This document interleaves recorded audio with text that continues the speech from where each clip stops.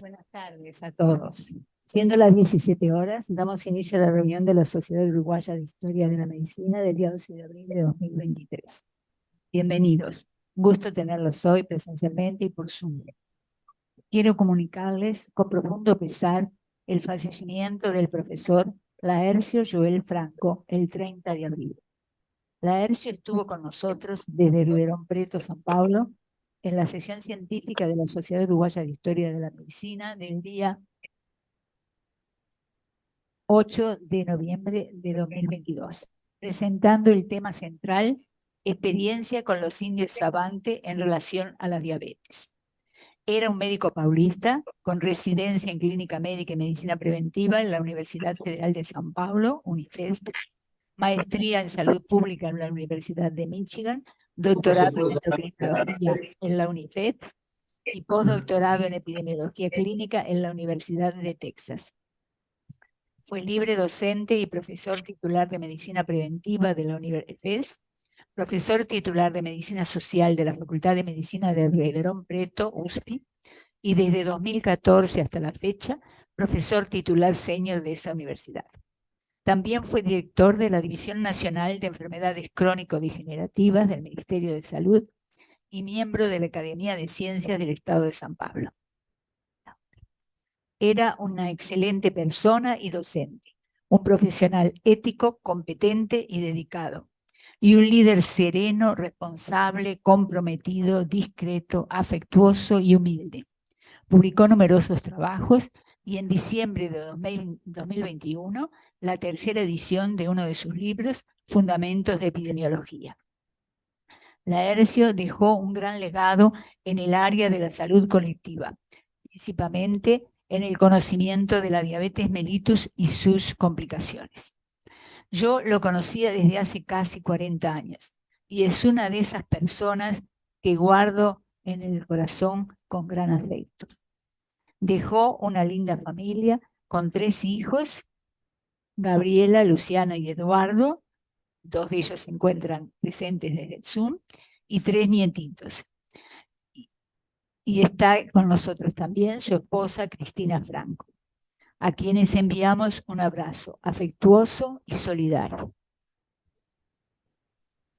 Comenzamos con museología, micrótomo de parafina, donación de la Cátedra de Histología y Embriología, Gianfranco Scafo y María Ángela Santuria.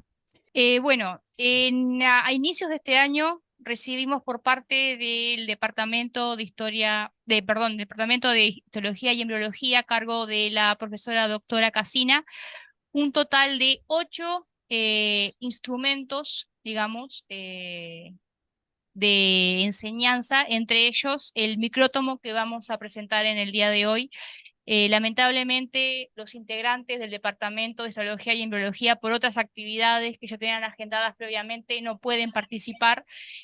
Por lo tanto, la doctora Casina muy amablemente se tomó el trabajo de hacer algunas correcciones al presente, al punto de que incluso hizo una pequeña corrección al título, que sería exactamente micrótomo por deslizamiento. Para ser breves y concisos, vamos a hacer una pequeña diferenciación e historia de lo que es el micrótomo, una pequeña definición, no vamos a hacer eh, demasiados amplios, más que nada su origen, que es, digamos, en breve, pequeña división o pequeño corte.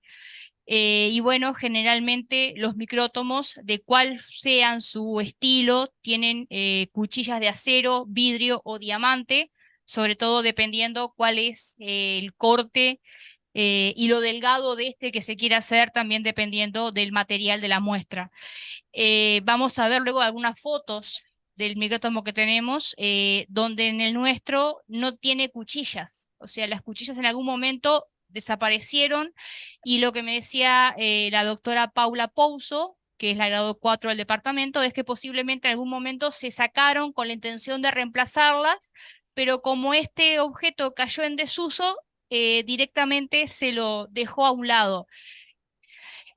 Una pequeña mención a quien fue su creador y el primer diseño o prototipo que él hizo de un micrótomo, que en realidad tampoco le corresponde a él el origen del nombre. Los tipos que existen de este instrumento. Nosotros específicamente el que tenemos es el de deslizamiento y bueno, si fuera la definición correcta de este sería compuesto por un sujeta o tomamuestra fijo y una cuchilla incrustada sobre un riel. Este instrumento de corte llega a producir muestras de un espesor de 1 a 60 micras en este modelo específico. Luego con los años el tipo de muestra fue de un corte mucho más fino. Aquí hay una idea de un micrótomo prácticamente de la misma época que también pertenece a un museo. Este aún mantiene, sí, las cuchillas y este es el que tenemos en el departamento. Fíjense que la diferencia que hay son de 5 años, se podría decir. Incluso tiene algunas partes prácticamente iguales entre ambos aparatos.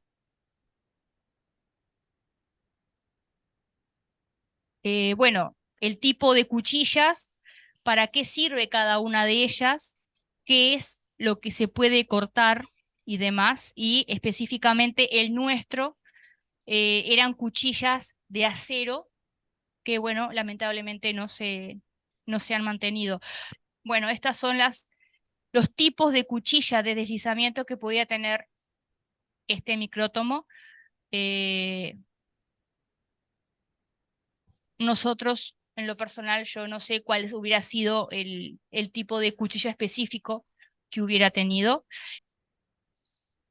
Y una pequeña anécdota, esto lo encontré en un material de España, sobre todo del Instituto Cajal, donde habla mucho sobre la historia del micrótomo e incluso habla de que también el micrótomo por deslizamiento era el preferido de Cajal durante muchos años y en algunos fotos a través de la galería de imágenes se muestran los diferentes tipos que él solía utilizar. También dentro de la búsqueda para trabajo se recurrió a material de archivo y también fue impresionante la cantidad de material que se encontró. E incluso con descripciones de que los primeros micrótomos que llegaron a la facultad fueron traídos de Europa por los primeros docentes, pero muchos de estos aparatos venían en muy mal estado y que incluso ellos pagaron los costes para poder, digamos, hacer que estos funcionaran lo mejor posible. Acá tenemos una descripción y esto es de 1908, por ejemplo, y acá aparece un micrótomo de Ravnier deteriorado y que el costo para que siguiera funcionando fue en aquel momento de 1 peso. Luego también se consiguió la adquisición de 6 navajas por 12 y luego también en el mismo año un micrótomo de Reicher con vitrina en mal estado que también la facultad pudo conseguir. Aquí, por ejemplo, se hace una serie de catálogos, elegimos uno que era como, digamos, representativo del resto. Esto ya corresponde al año 1878. Es un pedido que se hace, perdón, 1888, es un pedido que se hace a la Casa Cochit-Essie de París, justamente, y entre los pedidos que se hace es un micrótomo para cortar a mano. Y específicamente ya en la subcarpeta de los laboratorios, específicamente en el que tiene que ver con histología, entre 1896 y 1915, hay una serie de pedidos continuos, prácticamente semestrales, a diferentes casas europeas para la adquisición de nuevo equipo, y aquí dejo como referencia una boleta que se expide a favor para la compra de diferentes insumos por valor en ese momento de 36 pesos con 28 centavos, y otra que es la lista de pedidos para poder, digamos, reparar mucho de los micrótomos que se tenían y que se podían, digamos, seguir en funcionamiento, y la lista precede. Acá le voy a pasar a Jean para que haga una breve descripción y muestre imágenes referentes al micrótomo que tenemos ahora. Buenas tardes, ¿me escuchan bien? Mi nombre es Gianfranco Scafo. Bueno, el micrótomo donado a nosotros supuestamente data de 1950, de la marca Ernst, procedente de Alemania. Y como dijo Angie, es un micrótomo por deslizamiento. Las características son unos 70 centímetros de largo, 30 de ancho y una altura de 25, sin contar los elementos que van a ver en las siguientes imágenes. Eh, bueno, un poquito de la historia de la empresa Airlines. Esta empresa comenzó por este personaje alemán, Karl Kellner, de Wetzlar, que fundó esta compañía y posteriormente llega a contratar un ingeniero, un colega suyo que cuando murió continuó con la dirección de la compañía. Y este ingeniero, Ernst Lenz, primero, que es el padre este que se puede ver en la imagen de acá, fue el ingeniero que llevó al éxito de esta compañía. Esta compañía comenzó vendiendo telescopios, posteriormente microscopios y dentro de esto también micrótomos. Un dato anecdótico que este personaje, que es Karl Lenz segundo, fue el empresario que contrató al primer personaje que realizó la cámara de fotos de este modelo. Y también un dato anecdótico de este personaje, que al igual que Himmler en la época de la Alemania nazi, ayudó a muchos judíos a irse del país. Este es el micrótomo específicamente que nos donaron, donde podemos ver que tiene una corredera, el mango para efectuar el deslizamiento del corte, el portaobjeto, y en estos dos agarrederas iban las navajas. Y acá hay un tarro donde se podía, en caso de ser necesario, administrar líquido mientras se realizaba el corte. Esta es otra imagen vista más desde arriba. Este es el otro ángulo. El funcionamiento de este micrótomo es bastante sencillo. Se coloca en el portaobjeto el bloque de parafina con la muestra que se quiere cortar y haciendo hacia adelante se realizaba el corte. Posteriormente ese fino corte se pone en agua y con la lámina de vidrio se lo obtiene y se forma la lámina como todos conocemos. Esta es una vista desde arriba.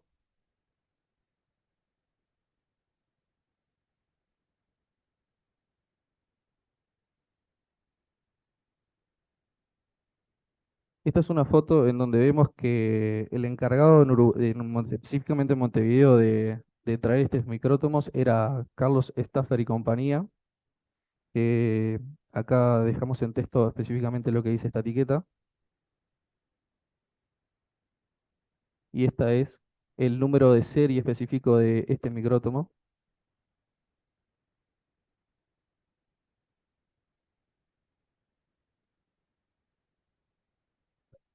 Actualmente el laboratorio de histología obviamente cuenta con material mucho más tecnificado, y esta imagen y este dato que aparece acá es lo que me pasaron ellos, que actualmente se trabaja con un ultra micrótomo para cortes finos y semifinos, y bueno, ya viene con microscopio incluido el aparato. Y en la siguiente imagen también es la página web, digamos, de referencia de ellos. Es microscopio virtual que el Departamento de Historia de, perdón, Departamento de Histología y Embriología lo utiliza como complemento de aprendizaje para los estudiantes, y lo que me contaba también hoy justo la doctora Paula Pouso, de que esto fue de muchísima utilidad, obviamente, durante la pandemia, que no podían ir los estudiantes a hacer el reconocimiento visual ellos mismos, incluso con colocación de microscopios y poder ver y ellos mismos describir. Y bueno, este uso tecnológico fue lo que les permitió, digamos, a todos ellos realizar todas esas observaciones que de otra forma hubiera sido imposible actualizar.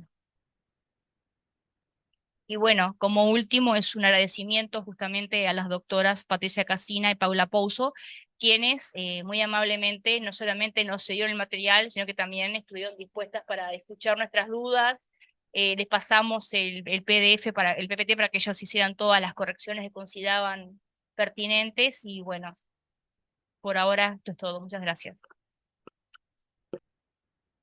Agradecemos a Gianfranco y María Ángela por esta contribución muy interesante para la historia de la medicina y de esa disciplina en particular, y por la investigación bibliográfica del asunto. Sí. Sean cortes de material botánico, por supuesto.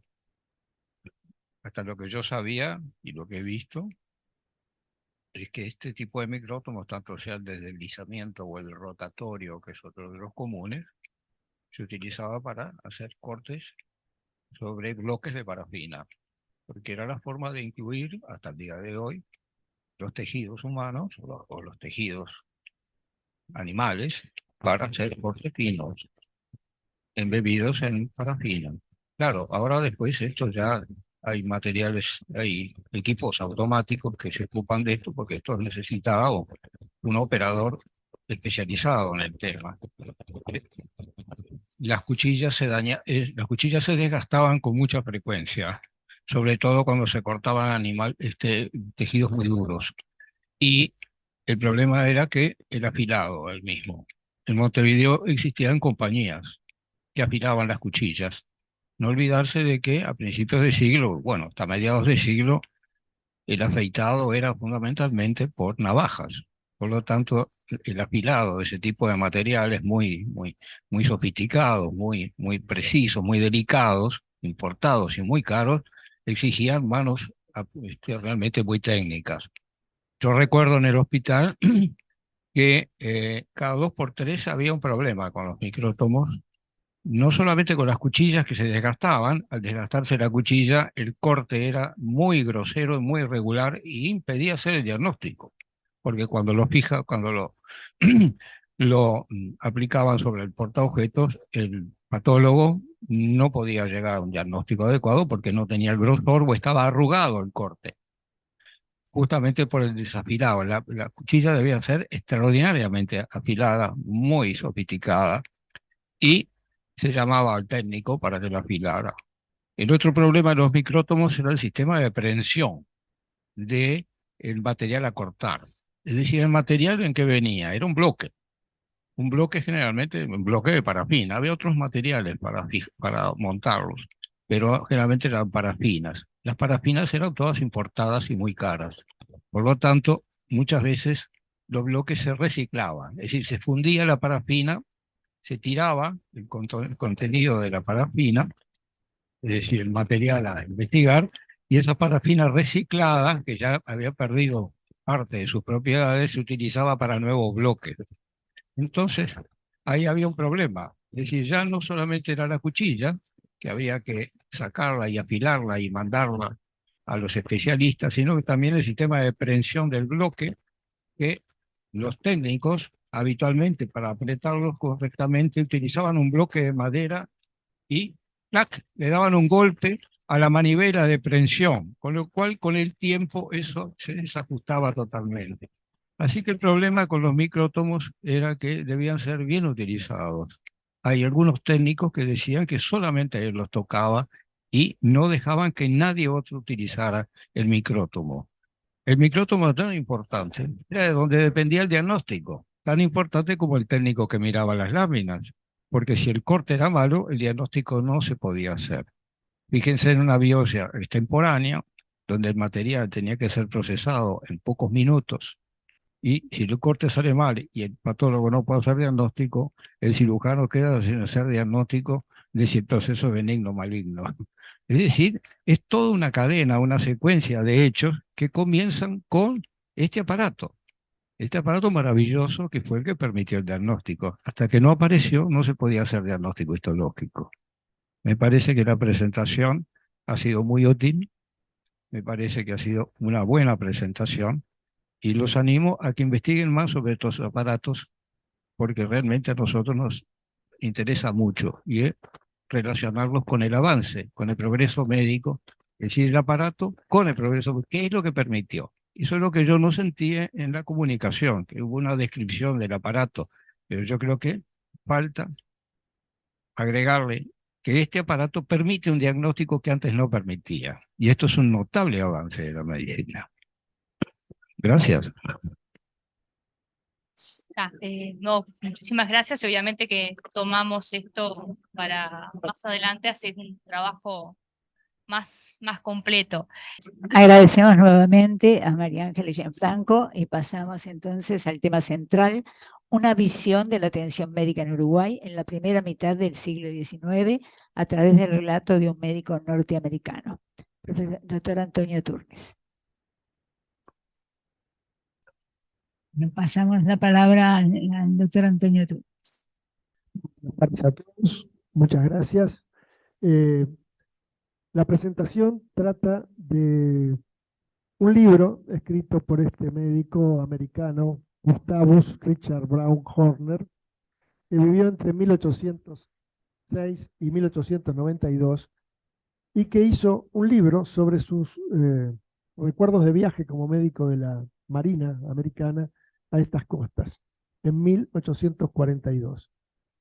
A través de la lectura del libro Artistas y cronistas viajeros en el Río de la Plata, del escribano Juan Antonio Varese, publicado en 2021 por Editorial Planeta, puede tomarse contacto con una rica historia de quienes recogieron de primera mano y llevaron a la reproducción con imágenes o relatos figuras y situaciones de nuestro país en la primera mitad del siglo XIX. Entre otras interesantes, encontramos la mención al libro del Dr. Horner, cirujano de la Marina de los Estados Unidos, miembro honorario de la Sociedad Médica de Filadelfia y miembro correspondiente del Instituto Nacional en Washington, que en 1845 publicó su crónica de la visita a esta región bajo el título Medical Topography of Brazil and Uruguay with Incidental Remarks.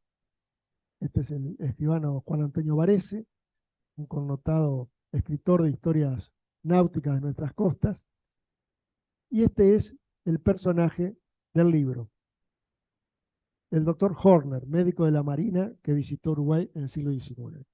Allí recoge sus impresiones en esto es un material que se subastó le perteneció a él.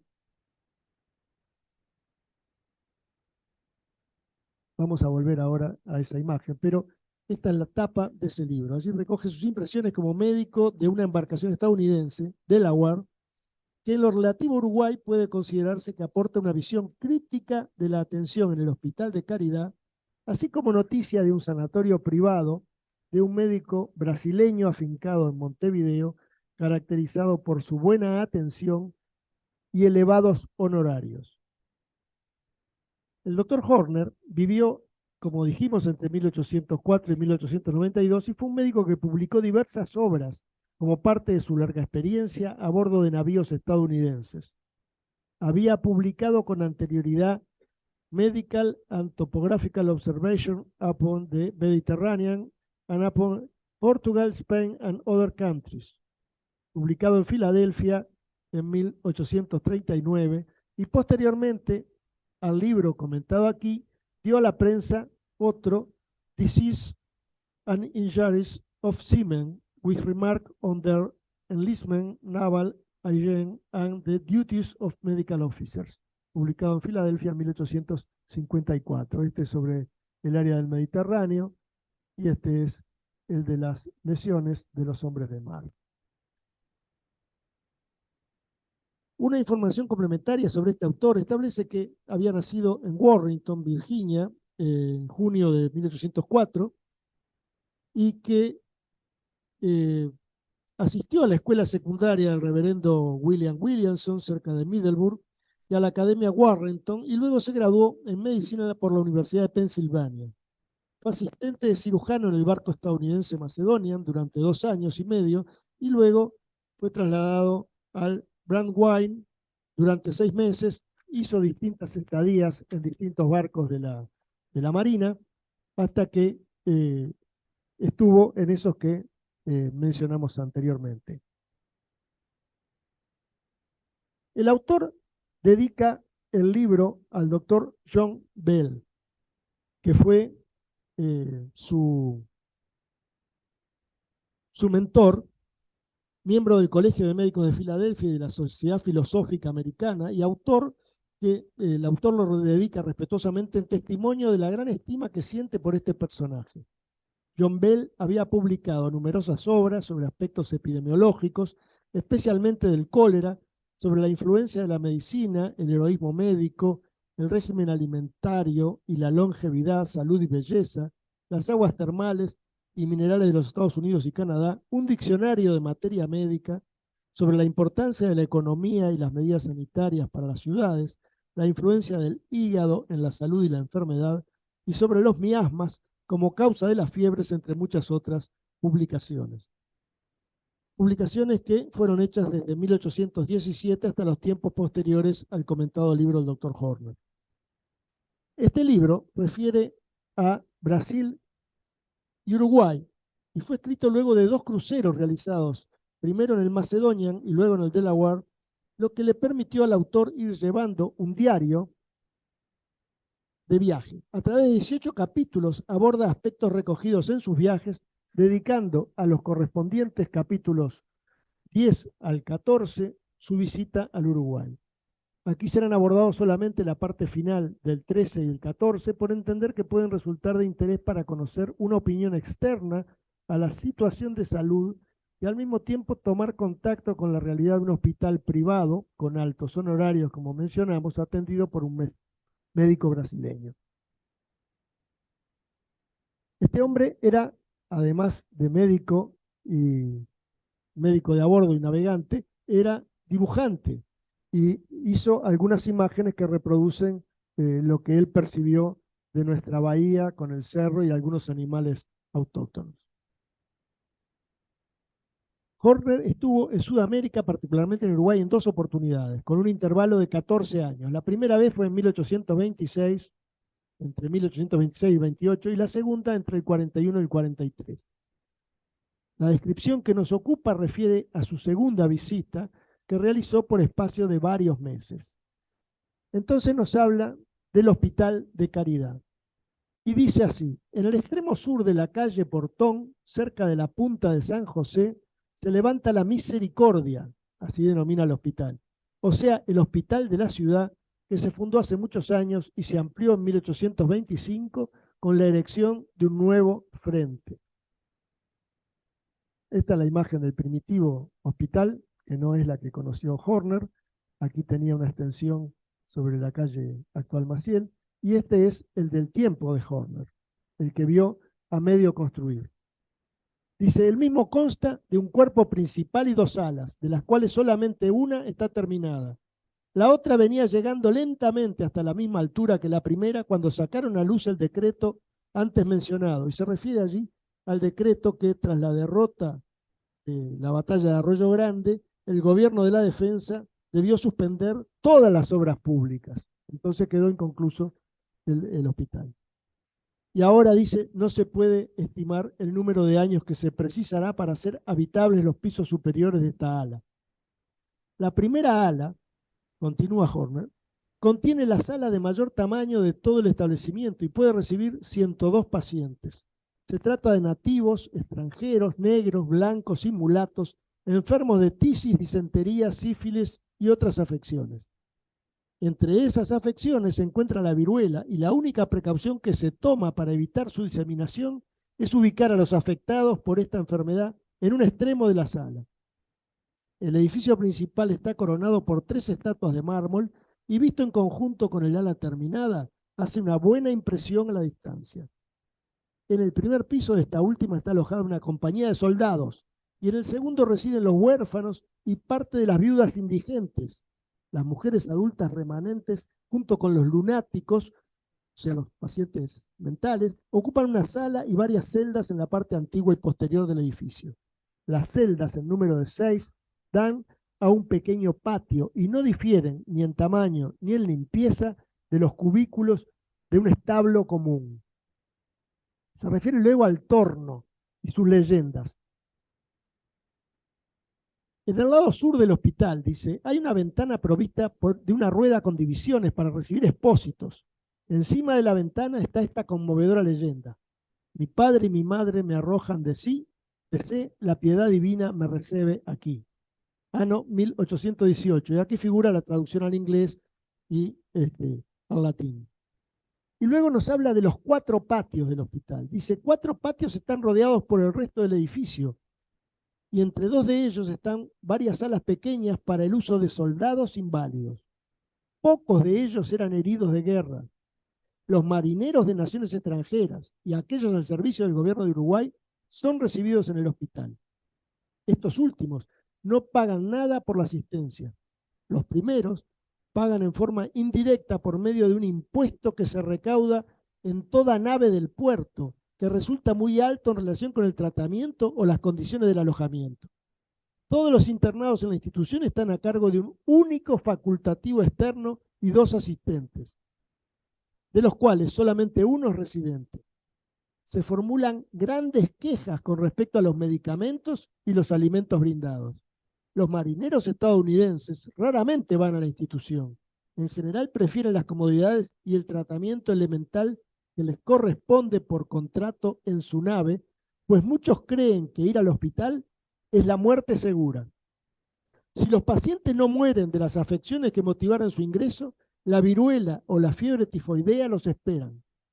Varios testigos creíbles me relataron tristes historias del tratamiento sufrido por las personas en el hospital.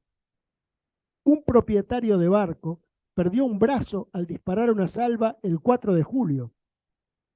Se lo trasladó al hospital, donde se le mantuvo intocada la curación hasta que se formaron gusanos en la herida. Un marinero inglés que había sufrido fractura de columna con parálisis de las piernas y de la vejiga por caída de caballo, fue vendado desde un pie hasta la pelvis y mantenido así hasta que llegó el cirujano de su barco, retiró las vendas y extrajo la orina que había dejado acumular en gran cantidad. Sin embargo, aunque los internados en la Misericordia, recuerden, es como llamaba al Hospital de Caridad, que generalmente llegan a 200 o 300, no estén adecuadamente tratados en lo corporal, en el ámbito espiritual se los atiende bien porque tienen acceso todos los días a la iglesia de la Caridad que está anexa al extremo norte del edificio. Menciona la financiación del Hospital de Caridad y dice, los gastos de la Misericordia son sufragados por donaciones de particulares. El impuesto a los buques mercantes, 1,5% de los derechos de aduana por las mercaderías importadas a Montevideo y 25% de las ganancias de una lotería establecida en la institución que se juega todos los martes. Del dinero obtenido de la lotería benefician los huérfanos. 5 de los chicos hacen girar las ruedas que echan las suertes y entregan los boletos sin remuneración y los premios. Y nos habla de un sanatorio privado en Montevideo por 1840.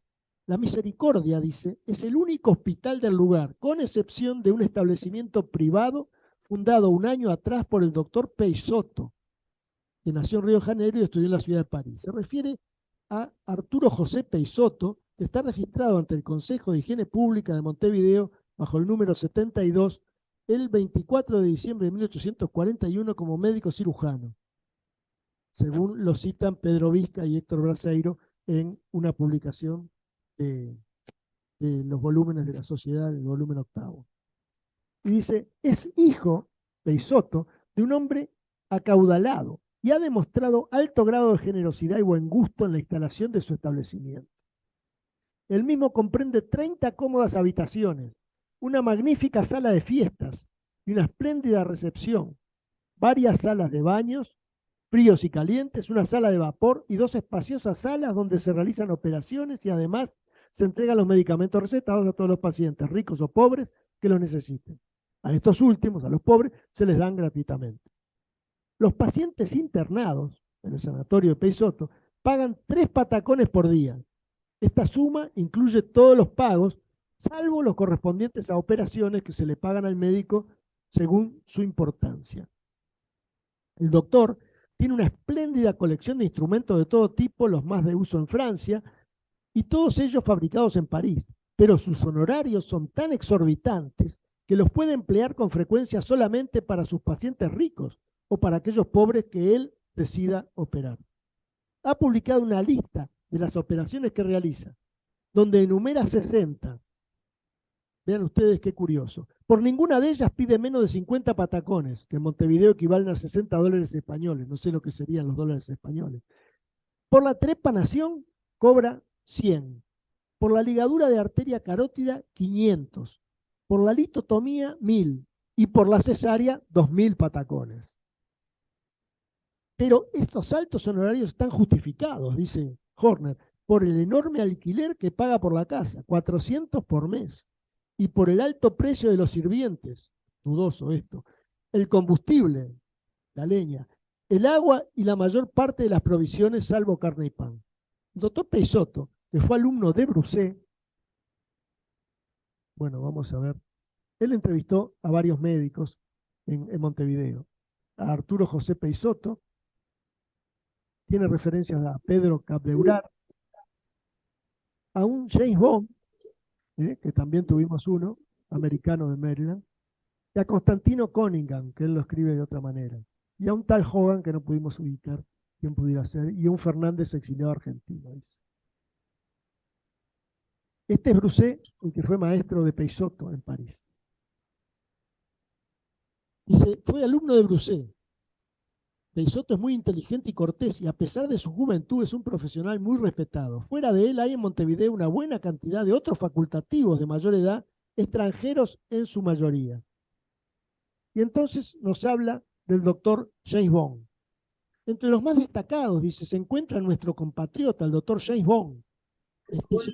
Jacobo Bond está registrado bajo el número 23 el 29 de enero de 1839 como médico en ese registro de títulos que consignaron Pedro Vizca y Héctor Braseiro. Entre los más destacados se encuentran entonces James Bond de Maryland, los doctores Cunningham, posiblemente sea Constantino Cunningham, registrado también en enero del 39 en el mismo lugar, y Hogan de Inglaterra, el doctor Fernández, un refugiado unitario procedente de Buenos Aires, y el doctor Carduret, dice, seguramente mal escrito por Capdevrat, de origen francés. Se desempeñan como médicos, cirujanos y obstetras. En esta última condición tienen como adversarios a mujeres sin instrucción. Entre ellas la más famosa es la que reside junto a la comisaría. No sé si estaría la comisaría donde está actualmente, la primera. Y que se da a conocer por un aparatoso anuncio donde aparece pintada con un bebé en sus brazos. Si viste de modo tan prolijo como aparece representada, es seguramente una mujer muy fina, dice. Encima de su retrato está escrito partera, en español el original, con letras de la mayor importancia, y está de pie en una habitación magnífica, mirando al bebé con sencillez y modestia, pero sin dejar traslucir su nombre. Y entonces nos habla de la Junta de Higiene Pública. Dice, para ponerle coto a los charlatanes y proteger a los ciudadanos de facultativos mal preparados, se ha instituido una Junta Examinadora de Facultativos. Cualquier persona que desee practicar el arte médico en Montevideo debe rendir examen ante esa junta y dar prueba de sus calificaciones. Sin embargo, dice, la norma que se ha fijado para ello no es muy alta y el doctor Bond, James Bond, abandonó la junta en razón de que la misma había dado su aprobación a personas que en su opinión eran muy incompetentes. Luego se refiere a los médicos en general y dice, los facultativos que residen en la ciudad atienden pacientes tanto allí como en las regiones vecinas, pero la mayor parte del Uruguay está muy precariamente dotada de profesionales de la medicina y la situación es aún peor en lo referente a cirugía. Los matasanos más ignorantes son los únicos representantes del arte de curar en muchos lugares, y hasta en el Ejército Nacional existe una gran falta de médicos bien preparados. Según oí decir, no existe normalmente en el ejército un cuerpo médico. Marchan al combate totalmente desprovistos en ese sentido, no tienen ni siquiera el cirujano más incompetente. Un caballero me informó que había visto cómo un muñón, debido a un disparo en combate, había sido vendado y curado con estiércol de vaca. Y un gaucho viejo, allí presente durante ese relato, afirmó haber sabido de un soldado que había recibido 5 lanzazos en el cuerpo y había curado de todas ellas por la aplicación del mismo extraordinario remedio, que se mantenía húmedo, vertiendo a través de las ropas que envolvían la cataplasma y el paciente la orina del mismo valioso animal doméstico que había dado origen al emplasto. En el capítulo 14 Horner comienza dedicándose a enfermedades advertidas. Y entonces allí hace una serie de consideraciones y menciona, a veces reina en Montevideo una forma de fiebre tífica que sus ciudadanos llaman fiebre cerebral y que en 1838 causó la muerte a muchos que fueron tratados por el método que aquí se acostumbra. La sangría resultó ser un remedio de consecuencias fatales. Y acá viene el doctor Capdeurat. Dice, la sangría resultó ser un remedio de consecuencias fatales. El doctor Capdeurat, convencido de este hecho, la prohibió enteramente y recurrió a medios menos debilitantes. Adquirió gran celebridad por su singular éxito. Me dijo el miembro de una familia que lo consultaba que este médico provocó grandes celos entre sus colegas y que por falsos testimonios fue preso y que una vez liberado se le prohibió el ejercicio profesional hasta que la eficacia de sus tratamientos a los pacientes, que acudían en gran número a su casa porque él no podía ir a sus residencias, convenció al público de sus méritos. Entonces se le permitió ejercer la medicina nuevamente, si se lo llamaba, y ahora disfruta tanto de una buena reputación como de unas faltriqueras repletas. Entonces recurrimos a la biografía de Vilar de Bo, escrita por nuestro conocido Rafael Schiaffino. Capdeurat, como ustedes saben, fue un médico de la Unión que tuvo su hospital allí. Y bueno, esto es lo que nos decía.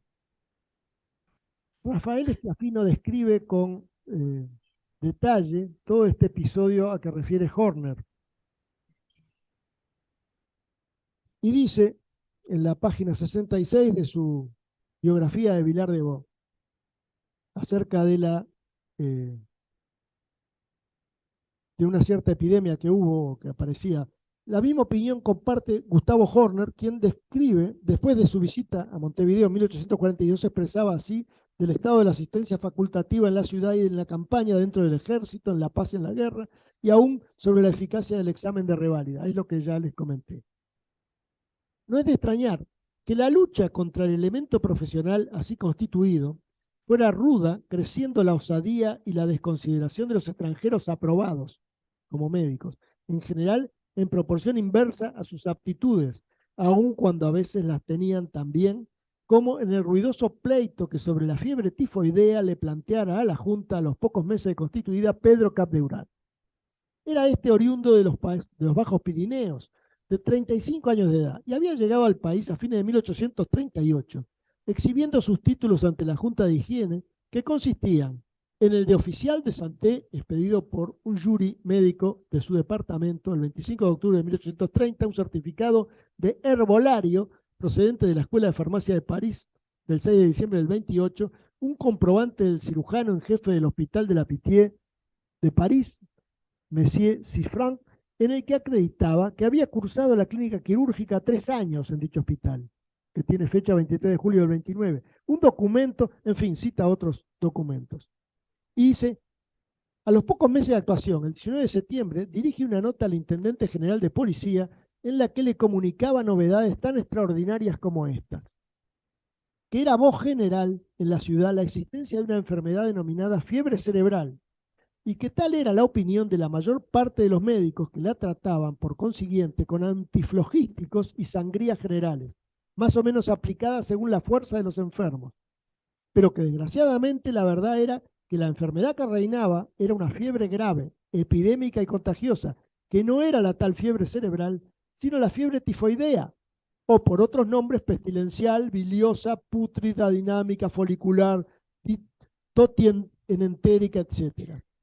Y que en cuanto al tratamiento que debía emplearse, no era el de la sangría que usaban corrientemente todos los médicos, sino el indicado por el doctor Larroque, que en 1838 a la Sociedad de Medicina de París y aprobado por Broussais, Poisson, etc. Y concluía aconsejando a sus colegas que dejasen las sangrías, que él haría conocer las ventajas de su método, al que debía grandes éxitos, y que si ponían en duda el resultado, pedía al intendente de policía que le confiara un número más o menos grande de enfermos del hospital, aun de aquellos que se hallaban moribundos, para someterlos a su tratamiento. La circular de Capdeurat, continúa Schiaffino, se dio de inmediato a la prensa y cayó como una bomba en el ambiente médico, creyéndose en caso de intervenir la Junta de Higiene que presidía Vilar de Bo, la que por encontrarse ausente Ferreira, en esos momentos solo la integraban el vocal Otamendi y el secretario Yauri. Allí da cuenta del procedimiento, todo lo que ocurrió. Y consecuente con todo esto, el proceso terminó en que a Capdevrat lo suspendieron el ejercicio de la profesión. Y dice, apoyada en el informe de Oliveira y Bond, fundó el suyo la Junta, la que había sido integrada con Gabriel Mendoza e Ireneo Portela, afirmando que se trataba de casos de encefalitis y basándose en las declaraciones de los médicos, negaba la existencia de la fiebre tifoidea. Señalaba la incorrección de haberse dirigido Capdevrat al jefe de policía en lugar de haberlo hecho a la Junta. Calificaba de ligereza imperdonable el haber llevado la alarma a la población, denunciando una fiebre epidémica y contagiosa que no existía, y manifestaba que si el tratamiento de la Roque tenía sus partidarios, tenía también sus impugnadores, y finalmente lo acusaba de haber atacado a sus colegas con muy poca modestia y empleando el chiste y el sarcasmo. Y teniendo en cuenta que la Junta, en vez de imponerse a los charlatanes, estos avanzaban hasta querer servirse de ella como instrumento a sus pretensiones, llamaba sobre ello la atención pública, señalando que la exposición de Capdevrat era errónea y que por haber procedido de mala fe resolvía suspenderlo por 6 meses, como correctivo a su atrevimiento y para que se estuviera en adelante de asustar al público con epidemias que no existían, desagraviando así a las autoridades y al público del país donde se había hospedado. Bueno, lo cierto es que el tiempo, dice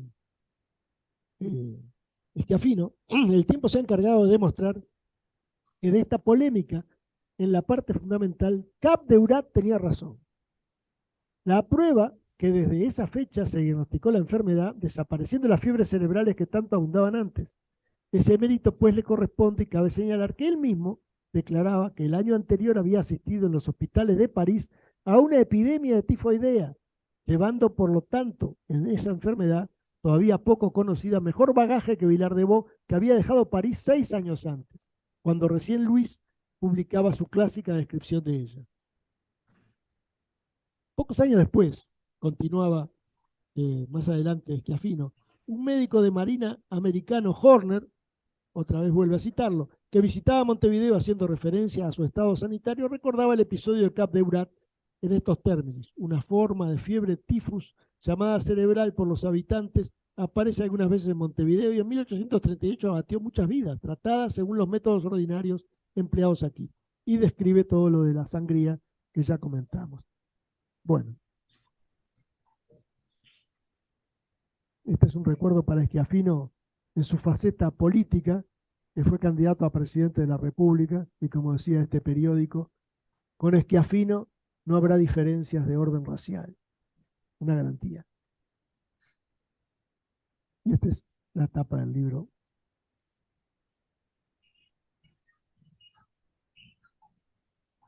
Bien. De esta forma, hemos procurado traer este testimonio de un médico norteamericano que visitó nuestra ciudad en la primera mitad del siglo XIX, dejándonos algunas impresiones sobre la atención sanitaria que por entonces se practicaba en esta tierra. Seguramente dará para reflexionar sobre lo que era la atención en aquella época vista por un extranjero. Muchas gracias. Muchas gracias, doctor Turnes. Excelente, interesante y bien documentada como todas sus presentaciones. Y gracias a todos. Agradecemos a los expositores y a los colegas presentes, así como a los que están por Zoom. Y les agradezco la presencia entonces y los esperamos en la próxima reunión del Ciclo Público.